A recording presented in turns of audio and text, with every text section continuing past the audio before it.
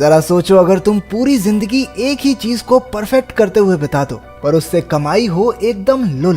कुछ ऐसी ही कहानी है आयरन हेड की, जो एक 60 साल का आदमी है जिसका सर लोहे से भी ज्यादा मजबूत है। बचपन से ही आयरन हेड और उसके भाई बहन को उनके मास्टर ने ऐसी ही खतरनाक कुंफू ट्रेनिंग दी है।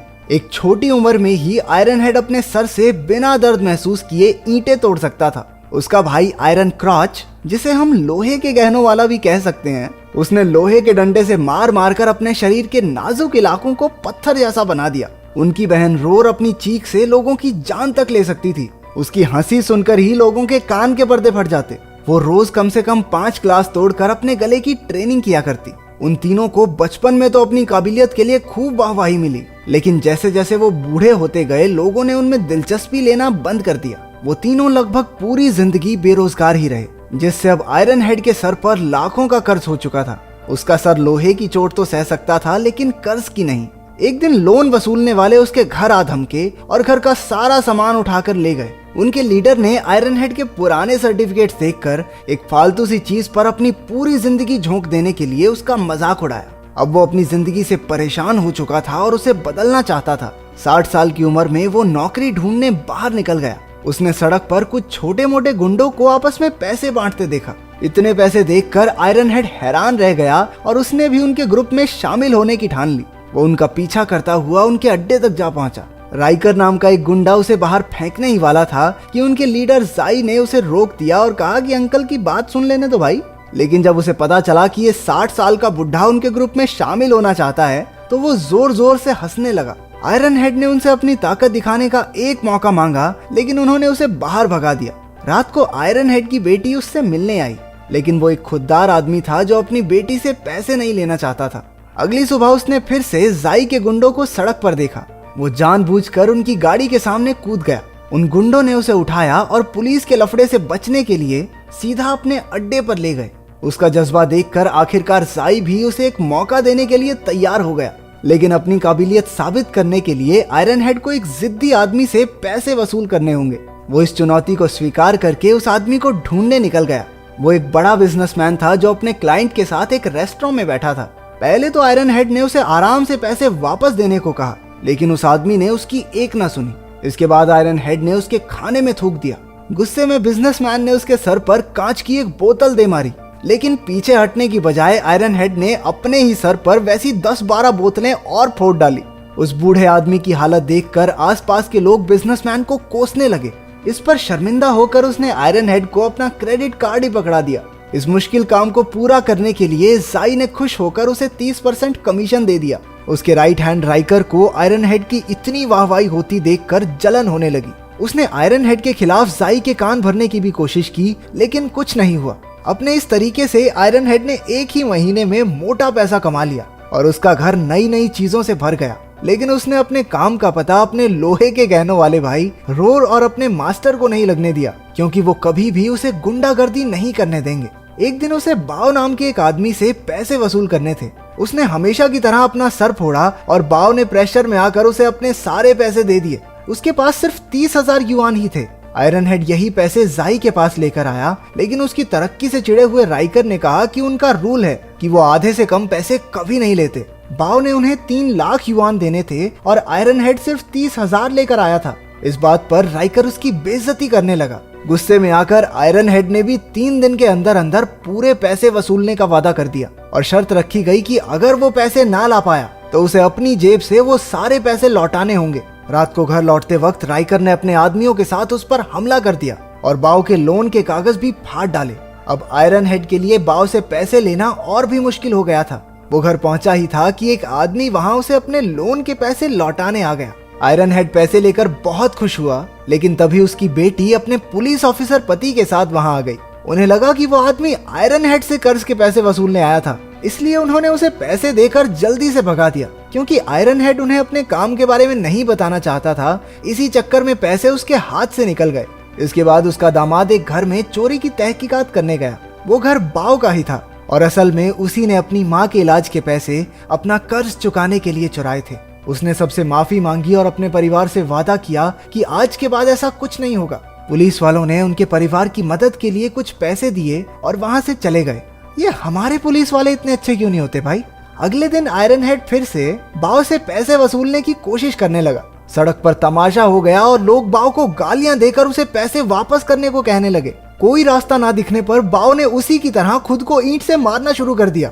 उसके ऐसा करने पर आयरन हेड को ही उस पर तरस आ गया और उसके सर से निकलता खून साफ करके चुपचाप वहां से चला गया। वो सोचने लगा कि वो पैसे के लिए कितना नीचे गिर चुका है। हमने देखा कि जाई और राइकर ने दूर से ही उस पर नजर रखी हुई थी। अब जाई को भी उसकी काबिलियत पर शक होने लगा था और आग में घी डालने के लिए राइकर तो वहां था ही।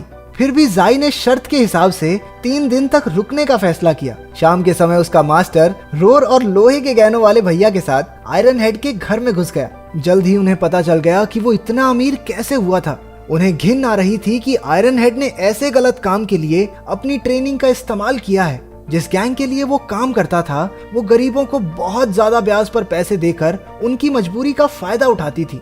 आयरन हेड अब बेहद शर्मिंदा हो चुका था। वो चाहता था कि धरती उसे जिंदा निगल ले। उसने अपने कमाए हुए सारे पैसे टेबल पर रखकर कहा कि आज के बाद ऐसा कोई काम नहीं करेगा। लेकिन जब उन्होंने देखा कि इस काम में तो अंधा पैसा है तो वो तीनों भी उसके साथ जुड़ गए। सारी उम्र लोहे का शरीर बहुत बना लिया, अब उन्हें लोहे का बैंक अकाउंट बनाना था। वसूली के वक्त मास्टर आयरन क्रॉच के गहनों को हथौड़े से पीटता, जिससे डरकर सभी कर्जदार झट से पैसे लौटा देते, क्योंकि उन्हें गोटियों पे हथौड़ा नहीं खाना था। इसी तरकीब से उन्होंने एक ही घंटे में हजारों युआन कमा लिए। लेकिन बाव अब भी बाकी था। उसने कहा कि उसके पास बिल्कुल पैसे नहीं है।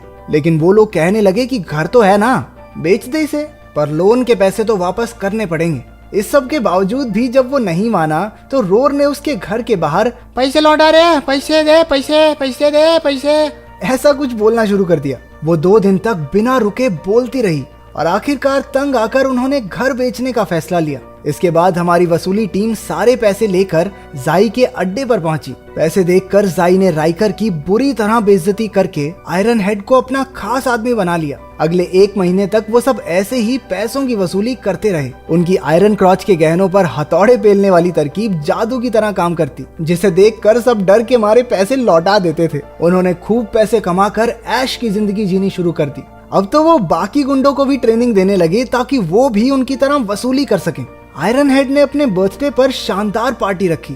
तभी जाई ने सबको बताया कि गैंग का सबसे बड़ा बॉस यान शहर में आ चुका है। उसने आयरन हेड, जाई और बाकी गुंडों को अपनी कार में बुला के आगे का प्लान बताया। प्लान ये था कि अब वो लोग कॉलेज स्टूडेंट्स को भी लोन दिया करेंगे। यान उन बच्चों की मासूमियत का फायदा उठाना चाहता था। आयरन हेड को ये आइडिया बिल्कुल भी ठीक नहीं लगा, लेकिन वो बॉस के डर से चुप रहा। अगले दिन उन्हें कॉलेज की लड़की से वसूली करने जाना था। आयरन क्रॉच के गहने टूटते देख तो वो बहुत डर गई। जब आयरन हेड ने उन गुंडों को लड़की की मजबूरी का फायदा उठाते देखा तो उसे बहुत शर्मिंदगी महसूस हुई। इस बात को अपने दिमाग से निकालने के लिए वो अपने पोते के साथ कुछ समय बिताने चला गया। उनका पूरा परिवार एक क्रूज शिप पर 1 हफ्ता मजे मार के आया। उधर गुंडे उस कॉलेज की लड़की से कहने लगे, बस राइकर भैया के साथ 1 रात गुजार लो, सारा लोन माफ। गैंग के एक मेंबर लिंग ने इसके खिलाफ आवाज उठाने की कोशिश की, लेकिन उसके बॉस ने उसे धमकाकर साइड कर दिया। उधर ट्रिप पर आयरन हेड और उसका परिवार एक बीच पर घूम रहे थे जब उन्होंने बाओ की माँ और उसकी बेटी को देखा। उनके पास अब रहने की कोई जगह नहीं थी। बच्ची ने अपने परिवार की इस हालत का जिम्मेदार आयरन हेड को बताया। इस बात पर आयरन हेड के नाती और उस लड़की में झड़प हो गई। उसके नाती ने गुस्से में भरकर एक कांच की बोतल लड़की की तरफ घुमाई, लेकिन इससे पहले कि वो बोतल उस लड़की को लगती, आयरन हेड ने अपना सर बीच में अड़ा दिया। आज पहली बार उसके सर से खून आया था। उसे समझ आया कि वो कितना बुरा काम कर रहा था। उसने यान और जाई के इस काले धंधे को छोड़ने का फैसला लिया। अगली बार उसने यान से मिलकर अपना फैसला सुना दिया। आयरन हेड उसका सबसे बेहतरीन आदमी था, लेकिन उसके जाने पर यान ने कुछ नहीं कहा। इसके बाद आयरन हेड लिंग से मिला, जिसे उसने अपने नाती का ध्यान रखने को कहा था। पता चला कि यान के आदमी उसे पीटकर उसके पोते को किडनैप करके ले गए। यान आयरन हेड से बदला लेना चाहता था।